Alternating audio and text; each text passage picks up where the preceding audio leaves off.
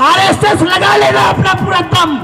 हम भी बाबा साहब के सिपाही हैं। ये संविधान को बदलने की बात करते हैं, ये आरक्षण को समाप्त करने की बात करते हैं। अरे साथियों, ये कोई गाजर मूली का खेत नहीं है जिसको तुम जब चाहो उजाड़ दोगे। ये बाबा साहब के लिखे हुए संविधान की धरती है, उसको तुम मिटाने का प्रयास भी करोगे तो 100-200 साल तो तुम्हें फिर भी लग जाएंगे। सम्मानित साथियों, देश में आपकी सरकार बनी तो वहां पे आपको क्या नहीं मिला बताइए।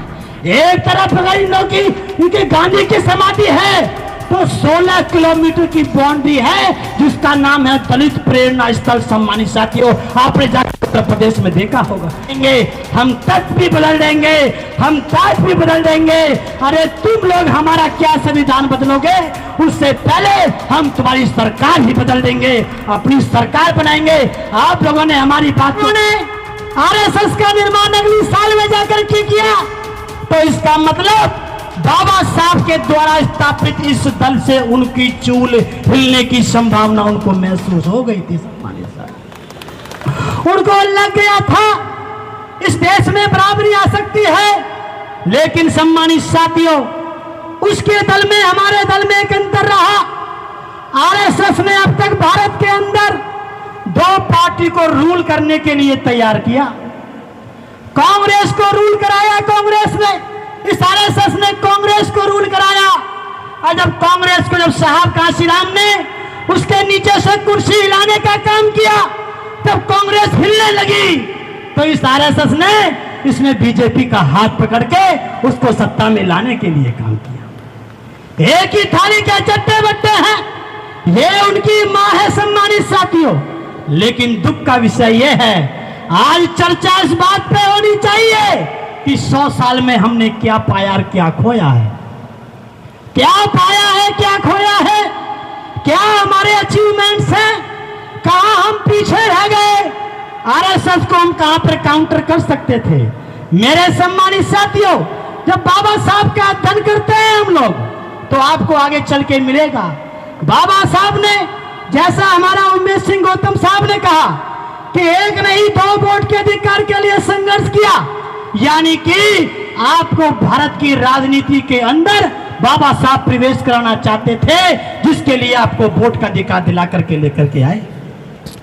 मेरे साथियों, कहने का मतलब यह है कि आपके बीच में सम्माननीय साहब काशीराम आए, आपने कितना साथ दिया, कितना नहीं दिया, ये हम नौजवान साथियों को नहीं पता, लेकिन ये नौजवान साथी आपको वचन देते हैं कि बाबा साहब के द्वारा स्थापित किए हुए इस समता सैनिक दल को हम पुनर्जीवित करने के लिए आपको वचनबद्ध करते हैं। सम्मानित साथियों, हमारे नौजवान साथी यहाँ पे बैठे हैं, हर जिले में इस समता सैनिक दल की कोई ना कोई बीज पड़ा हुआ है, कोई ना कोई बीज है, लेकिन वो धरती के अंदर दबा हुआ है। हम उसको खाद पानी देंगे और धरती से चीरते हुए निकालेंगे और आपको इस देश की राजनीति में भी हिस्सा देने का काम ये नौजवान पीढ़ी आपको करेगी। सम्मानित साथियों, हम तो नौजवान कहते हैं, हम इनको आदर्श मानते हैं। आपने अगर उस समय बाबा साहब का साथ दिया, साहब काशीराम का साथ दिया, अगर आपने हमको सीएम बना के दिया है तो हम आपकी असली सपूत औलाद उस दिन कहलाएंगे जब इस देश का प्रधानमंत्री हम आपको बना के देंगे। सम्मानित साहब, इससे पहले मरने वाले नहीं है। आरएसएस लगा लेगा अपना पूरा दम। हम भी बाबा साहब के सिपाही हैं। ये संविधान को बदलने की बात करते हैं, ये आरक्षण को समाप्त करने की बात करते हैं। अरे साथियों, ये कोई गाजर मूली का खेत नहीं है जिसको तुम जब चाहो उजाड़ दोगे।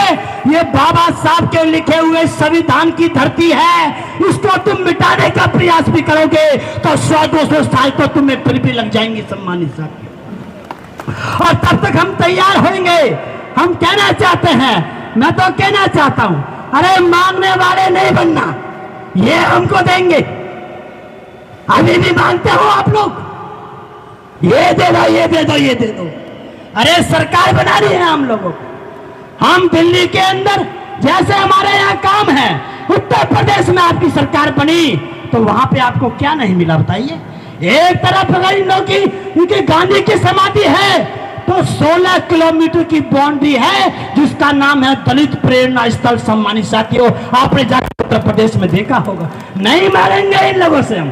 अपनी सरकार जब तक काम चलाएंगे, अपनी सरकार बनाएंगे और बाबा साहब के सपनों का पूरा करेंगे। हम तख्त भी बदल देंगे, हम ताज भी बदल देंगे।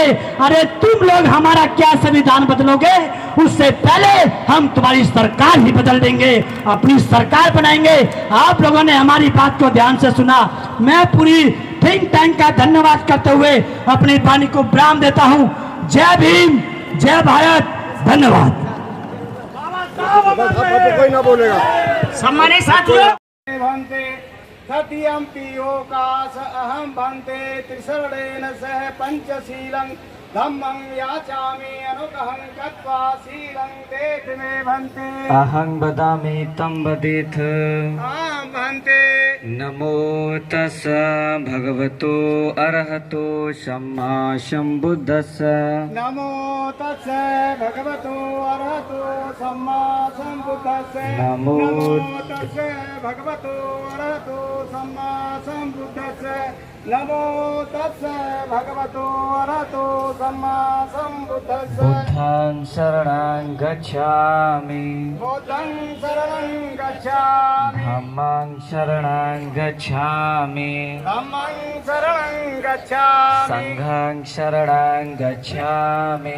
संघं शरणं गच्छामि। द्वितीयं बुद्धं शरणं गच्छामि। द्वितीयं बुद्धं शरणं गच्छामि। द्वितीयं धम्मं शरणं गच्छामि। द्वितीयं धम्मं शरणं गच्छामि। द्वितीयं संघं शरणं गच्छामि। द्वितीयं संघं शरणं गच्छामि। तृतीयं बुद्धं शरणं गच्छामि। तृतीयं बुद्धं शरणं गच्छामि। तृतीयं धम्मं शरणं गच्छामि। तृतीयं धम्मं शरणं गच्छामि। तृतीयं संघं शरणं गच्छामि। तृतीयं संघं शरणं गच्छामि। तिसरागमनं परिपूर्णं अहं भन्ते। पाणातिपाता वीरमणि शिक्षापदं समादयामि। पाणातिपाता वीरमणि शिक्षापदं समादयामि। अदिन्नादाना वीरमणि शिक्षापदं समादयामि। अदिन्नादाना वीरमणि शिक्षापदं समादयामि। कामेषुमिच्छाचारा वीरमणि शिक्षापदं समादयामि। कामेषु मिथ्याचारा वीरमणि शिक्षापदं समादयामि। मुषावादा वीरमणि शिक्षापदं समादयामि। मूषावादा वीरमणि